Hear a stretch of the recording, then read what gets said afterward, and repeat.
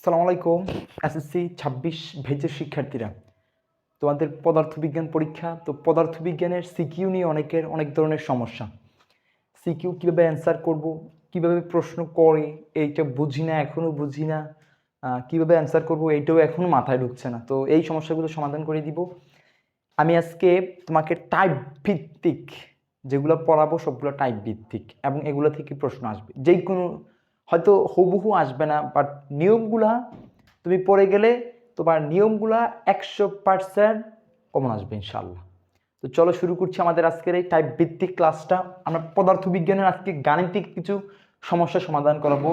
আমি তোমাদেরকে প্রথমে গতি থেকে সমস্যা সমাধান করাবো। এরপরে আমরা ধারাবাহিকভাবে পরবর্তী অধ্যায়গুলো দেখব। আগে গতি থেকে দেখব।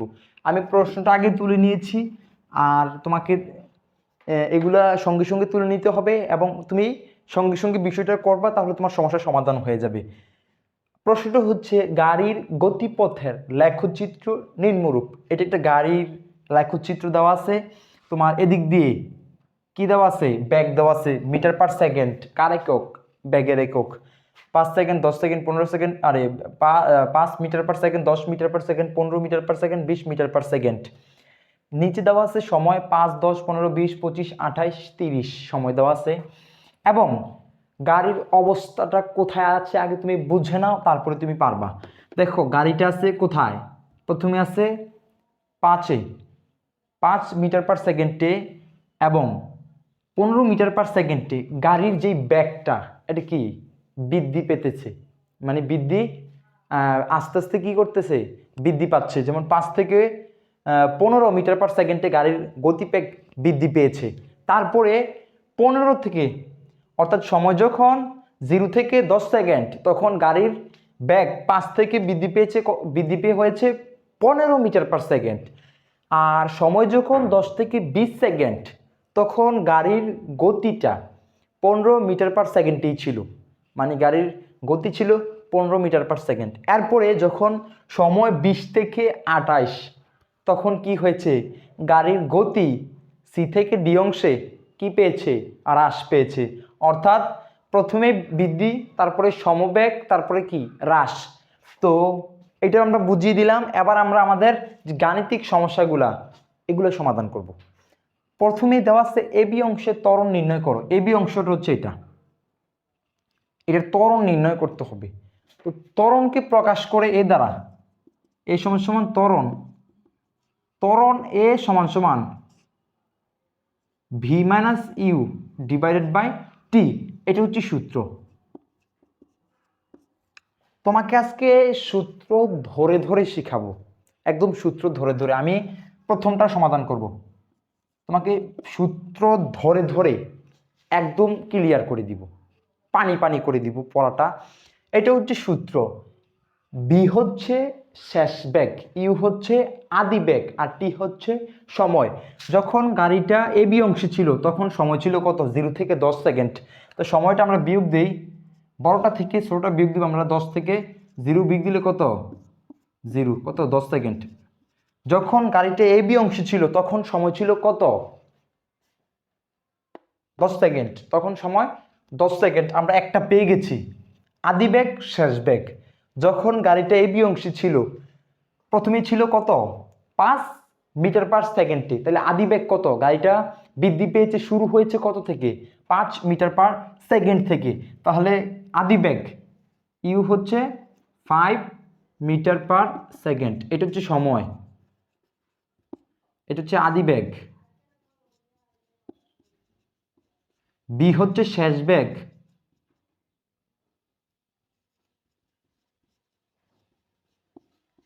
ভি কত?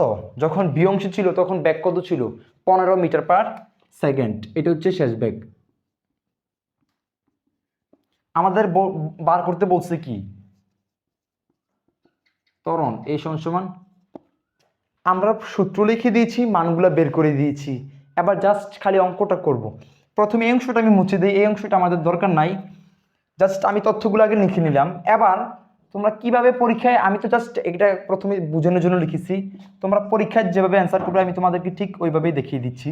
লাইক বাই এবি অংশের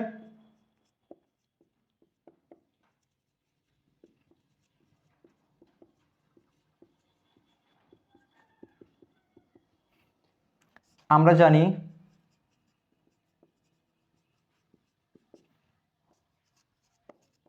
ত্বরণ এ সমান সমান V minus u divide by t. V এর মান কত?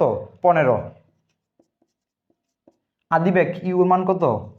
5। সময় কত? 10 সেকেন্ড। এখানে 10, এখানে 10, তো 10 10 কাটা দিলে কত? 1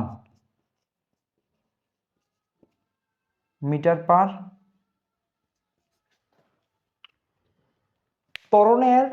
ত্বরণকে প্রকাশ করে এই দ্বারা, ত্বরণকে প্রকাশ করে এই দ্বারা। ত্বরণের একক হচ্ছে, ত্বরণের একক কার একক? ত্বরণের একক মিটার পার সেকেন্ড স্কোয়ার। ত্বরণের মাত্রা এল টি ইনভার্স 2। এটা হচ্ছে এসআই পদ্ধতিতে, এটা এসআই পদ্ধতিতে ত্বরণের মাত্রা। সরি, এটা আমরা থার্ড ব্র্যাকেট দিই। এসআই পদ্ধতিতে ত্বরণের মাত্রা হচ্ছে এল টি ইনভার্স 2। আমরা এটার মাধ্যমে একক মানে মোট কথা আমরা টাইপ ভিত্তিক পড়াবো এবং প্রত্যেকটি বিষয় বুঝি তোমাদেরকে শেষ করিয়ে দিব।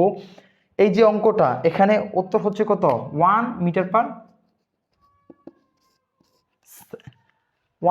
Metre per second square. এই যে আমরা দেখিয়ে দিলাম প্রথমে সূত্র, পরবর্তীতে হ্যাঁ মানগুলো বের করার নিয়ম এবং কোনটার একক কি, কোনটার মাত্রা কি, এগুলো দেখিয়ে দেব। আদিবেগের একক হচ্ছে মিটার পার সেকেন্ড, মাত্রা হচ্ছে এল টি ইনভার্স 1 এসআই পদ্ধতিতে। শেষ বেগ ভি, শেষ বেগকে প্রকাশ করে ভি দ্বারা। শেষ বেগের একক হচ্ছে মিটার পার সেকেন্ড, এর একক হচ্ছে এসআই পদ্ধতিতে, এর মাত্রা হচ্ছে এল টি ইনভার্স 1। আমাদের এবি অংশের ত্বরণ নির্ণয় শেষ। প্রথম অঙ্কটা আমাদের সমাপ্ত, প্রথমটা এটা আমাদের সমাপ্ত হয়ে গেছে। পরবর্তীতে আমরা 2 নাম্বারটা দেখাবো। তোমরা প্রথম অংশটাকে ভালো করে তুলে নাও। যদি প্রথম অংশটা তোমরা তুলতে পারো তাহলে পরবর্তীতে তোমরা নিজে বুঝবা, কারণ আমি প্রথম অংশটা প্রথমেই তোমাদেরকে চিত্রটা বুঝিয়ে দিয়েছি। তোমরা প্রথম অংশটাকে কষ্ট করে তুলে নাও। পরবর্তী আমরা গাণিতিক সমস্যার পরে পদার্থবিজ্ঞানের প্রথম অধ্যায়ের কিছু তথ্য, গুরুত্বপূর্ণ তথ্য যেগুলো এমসিকিউ আকারে থাকতে পারে, বাট আমি এমসিকিউ আকারে রাখিনি। আমি বলেছিলাম প্রথমে কিছু টাইপ ভিত্তিক পড়াবো, তো সেজন্য আমি এমসিকিউ আকারে না রেখে গুরুত্বপূর্ণ তথ্যগুলা জ্ঞানমূলক আকারে রেখেছি। এগুলো এমসিকিউর মতোই। তো চলো শুরু করছি আমাদের প্রথম 10টা এবং এই দিক দিয়ে কিছু নোট, এগুলো সব আমরা দেখব। প্রথমে হচ্ছে কোয়ান্টাম তত্ত্ব প্রদান করেন কে? Max Planck. কোয়ান্টাম তত্ত্ব প্রদান করেন ম্যাক্স প্লাঙ্ক। এরপর হচ্ছে পরমাণু বিষয়ক নিউক্লিয় তত্ত্ব প্রদান করেন আর্নেস্ট রাদারফোর্ড। এটা একটা আমার মনে হয় মোস্ট ইম্পর্ট্যান্ট একটা এমসিকিউ হচ্ছে এটা। এই যে 2 নাম্বার এমসিকিউটা হচ্ছে মোস্ট ইম্পর্টেন্ট। এটা পরীক্ষা আসতে পারে, বিগত বছরগুলোতে একটা তো আসে নাই, তো আমার মনে হচ্ছে এটা আবার আসতে পারে। এরপরে 3 নাম্বারটা হচ্ছে অনিশ্চয়তার নীতি প্রদান করেন কে? ওনার হাইজেনবার্গ। এটাও মোস্ট ইম্পর্টেন্ট, যেগুলো গুরুত্বপূর্ণ এগুলোই রেখেছি। এরপরে হচ্ছে মৌলিক রাশি হচ্ছে 7টা। আর মৌলিক রাশির একটা ধর্ম হচ্ছে মৌলিক রাশি অন্য কোনো রাশির উপর নির্ভরশীল না। পৃথিবীতে যত রাশি আছে, যৌগিক রাশি, লব্ধ রাশি, সবগুলা মৌলিক রাশির উপর নির্ভর করে নিজেকে আত্মপ্রকাশ করে। আর মৌলিক রাশিগুলা নিজেকে দিয়ে নিজে প্রকাশিত হয়। তো মৌলিক রাশি হচ্ছে 7টা মৌলিক রাশি হচ্ছে দৈর্ঘ্য, ভর, সময়, তাপমাত্রা, তড়িৎ প্রবাহ, পদার্থের পরিমাণ, দীপন তীব্রতা। পরীক্ষায় 9টা বোর্ডে মৌলিক পদার্থ আর লব্ধ রাশি, মৌলিক রাশি আর লব্ধ রাশি থেকে প্রশ্ন আসবে ইনশাল্লাহ। তুমি 100% লিখে রাখো। এই যে এগুলো থেকে আসবে একটা, এই 3 স্টার দিয়ে রাখো, এগুলো থেকে পরীক্ষা আসবে ইনশাআল্লাহ। এরপর হচ্ছে মৌলিক রাশি অন্য কোনো রাশির উপর নির্ভর করে না, এটা প্রথমেই বললাম। এরপরে হচ্ছে লব্ধ রাশি মৌলিক রাশির উপর নির্ভর করে। লব্ধ রাশি মৌলিক রাশির উপর নির্ভর করে আপেক্ষিক তত্ত্ব প্রদান করেন কে? আপেক্ষিক তত্ত্ব প্রদান করেন হচ্ছে আলবার্ট আইনস্টাইন। লব্ধ রাশিগুলো হচ্ছে ওজন, বেগ, ত্বরণ, বল, চাপ, তাপমাত্রা, ঘনত্ব, আয়তন ইত্যাদি। তারপর হচ্ছে প্রাণতত্ত্ব কেসকোগ্রাফ ও বস্তু বিজ্ঞান মন্দির প্রতিষ্ঠা করেন হচ্ছে জগদীশ চন্দ্র বসু, স্যার জগদীশ চন্দ্র বসু। উনি একজন বাঙালি বিজ্ঞানী। তো এরপরে আমরা কিছু নোট আকারে রেখেছি, এগুলো তুমি নোট আকারে লিখে রাখতে পারো। এগুলা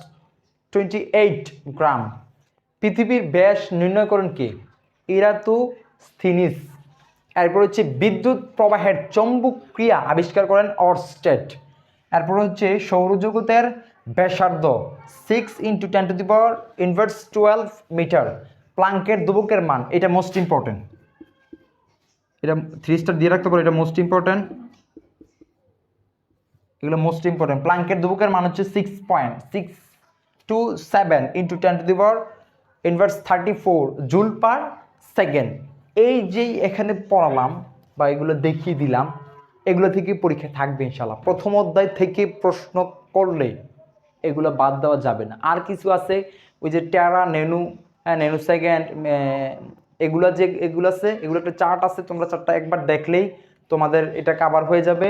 আর এগুলো যেগুলো দিয়েছি এগুলো মোস্ট ইম্পর্টেন্ট, তোমরা এগুলা করলে ইনশাল্লাহ পারবা। আর এগুলা তোমরা নোট রাখবা, যদি নোট না রাখো তাহলে পারবা না, অবশ্যই তোমাদেরকে এগুলো নোট রাখতে হবে। তো যারা এগুলো নোট করবা এবং দেখে যাবা তাদের পরীক্ষা ইনশাল্লাহ ভালো হবে। আজকের মতো এখানেই বিদায় নিচ্ছি। আসসালামু আলাইকুম।